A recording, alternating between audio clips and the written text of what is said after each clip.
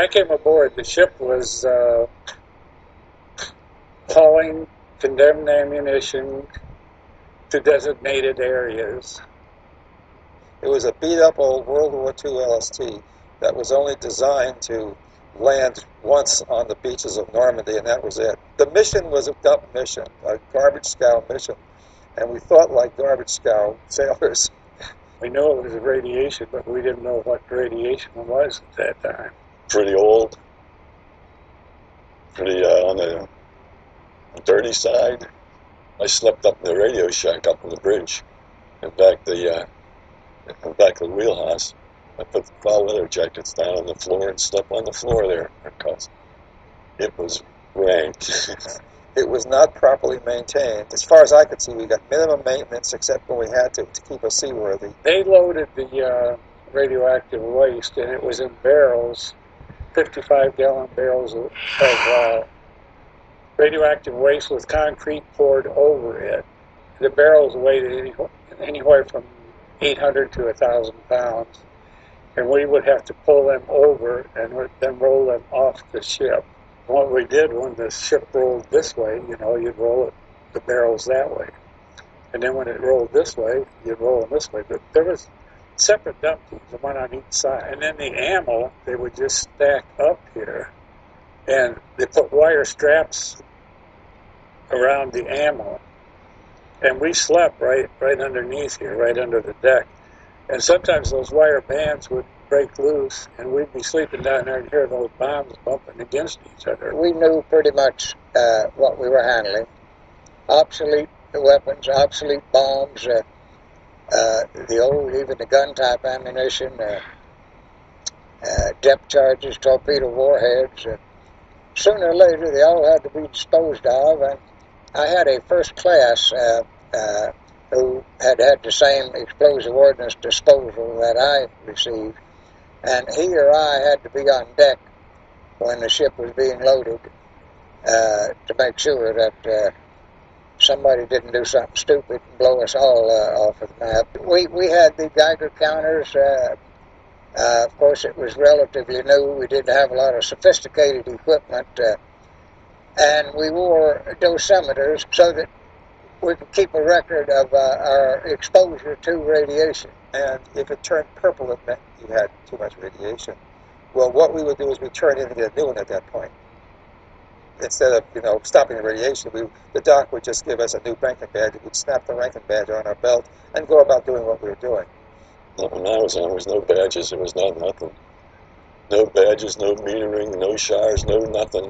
No information to tell you have to clean up afterwards because it was radioactive. No, nothing. And we never hosed anything down like that. We were done, period. We joked about it.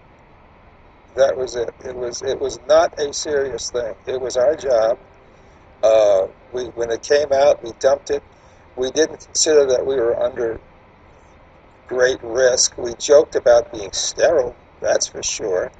We joked about not having to worry about impregnating people, that's for sure. But it wasn't serious stuff. It was just sailor talk. Usually it's just the barrels and everything in the ammunition, but this huge crate, it's all the way I can describe it on these rollers. And after we cut the bands and all, got on it, pushed it over the side and everything, I hit with a big splash and went right down, and the captain announced from the bridge that it was a disarmed, disassembled atomic bomb. Holy cow. It was unreal, We dumped an atomic bomb here outside of New Jersey here. Earl, New Jersey, that was one of our major stops, right there, right off of Sandy Hook. That was a major stop, big naval ammunition depot. In Virginia, we went to St. Julian's Creek, Virginia, which was an NAD up St. Julian's River. We went to Charleston. I believe it was up the Cooper River in Charleston. We went to a couple of places in Boston. Well, I recall one load of radioactive waste we picked up at the Floyd Bennett Field in New Jersey. We had a leaky barrel, and the trucking company that had the contract to deliver the stuff to the Calhoun County said, we don't want it back, take it out and dump it also. safety factors there was was zero if you went overboard with the barrel. There was nothing around to throw it in to get you back up out of the ocean. There was nobody out there in a little dinghy to pick you up if you fell overboard. You didn't have no Mae West on for flotation if you fell in. And finally they put that sucker out of commission. And being radioactive, it sort of made you think a little bit.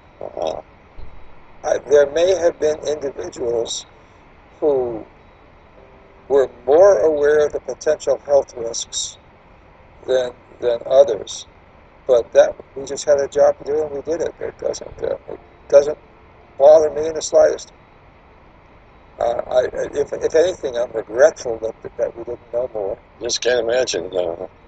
What are they doing to clean it up, or are they just letting it lay there? How are they going about how they resolving that problem? They didn't hide the fact that it was radioactive material. They did not hide the fact.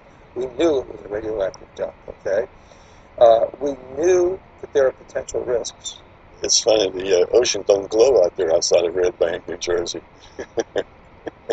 Really. Because we dumped a lot of barrels out there. Dumped a lot of barrels.